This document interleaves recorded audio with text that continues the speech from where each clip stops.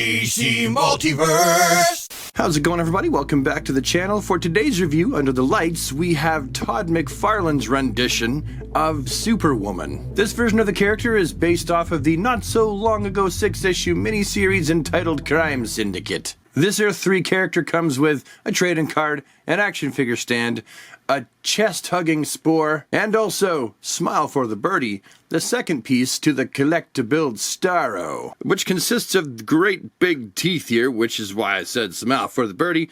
We got these suction cups, lots of detail here, the same kind of detail that we expect from his action figure bases, actually. That's what this reminds me of.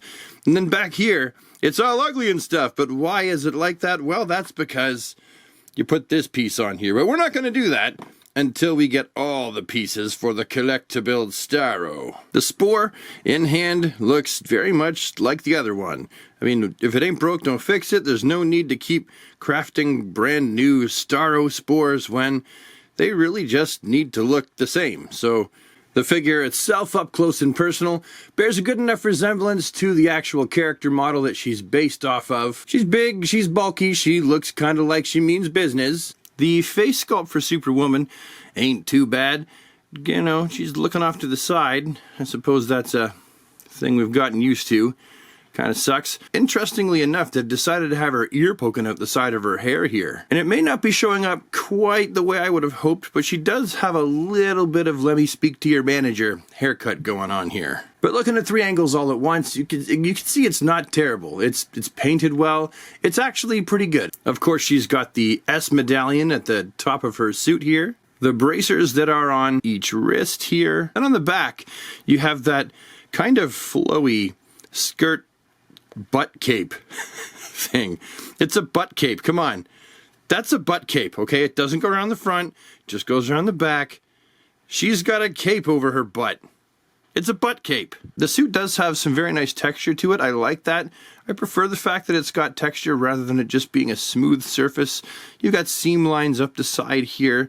This actually is a pretty well done looking figure. Now, this is where things could get a little bit messy with a McFarlane figure. The paint either will look pretty good or will look kind of crap. I've seen, you know, various people's images of this figure, and all the laces for her boot sandals, I don't know what you call these things, the things she's wearing, her lace, her sandalets, whatever these are, they're actually pretty tidy. They're pretty neat compared to how they could have turned out.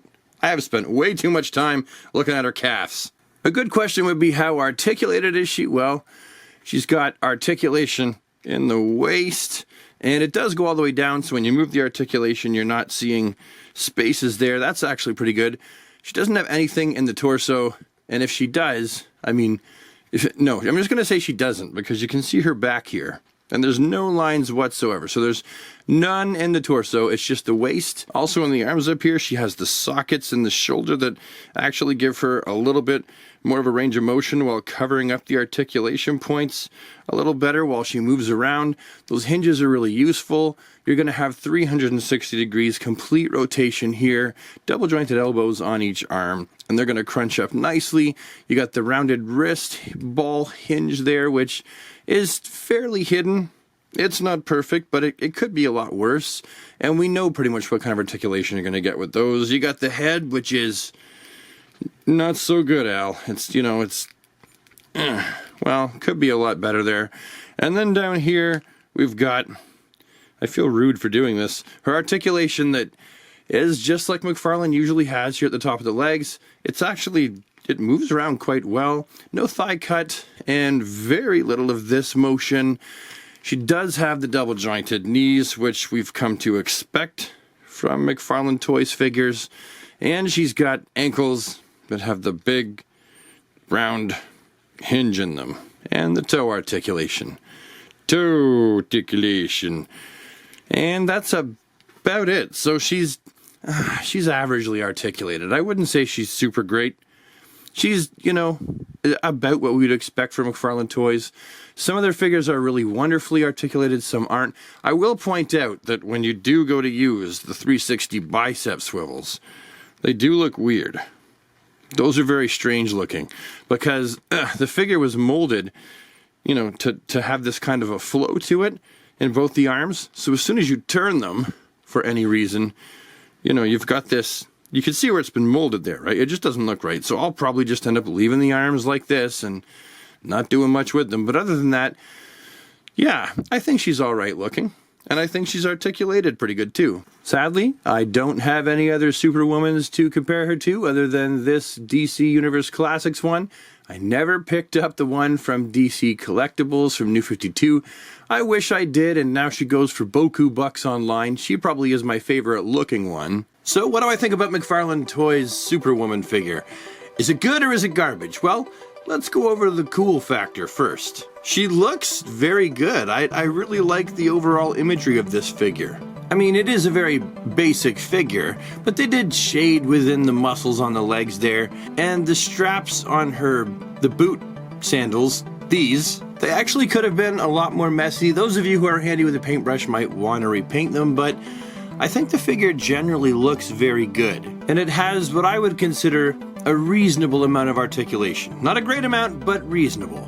And as you can see, I think that she scales pretty well with Ultraman. Yes, that's not the head that came on the body on account of, well, this one sucked. And it is nice that Todd is trying to do at least 4 characters from the Crime Syndicate. He probably could have stretched out the Build-A-Figure to 6 pieces, therefore at least done 6 characters. 4 will give us an incomplete team. Yay. And now let's talk about the crap factor. For one, the bottom half of her shorts kind of look a little bit like a diaper or big old granny panties. And then let's not forget about the whole butt cape. It's not the worst thing I've ever seen, but the way that it just kind of bunches up above her booty it's just weird. And also, let's not forget that she's given the side eye, and you guys know how much I like that. That's my favorite. And finally, she doesn't come with her lasso of thorns. Why not? That's kind of like the quintessential weapon, but hey, she's got a trigger finger hand, so that's good. So I would, in the end, really have to give this figure an honest mark of about 6 out of 10. I can't give her any more. Anyway, those are my thoughts and observations and opinions. I'm sure that you'll have yours. You might love this figure and think I'm out of my darn mind, or you might hate it and, again, think I'm out of my darn mind. Leave it down in the comment section below, and I'll see you later. Have a great day, super friends. Bye. See ya.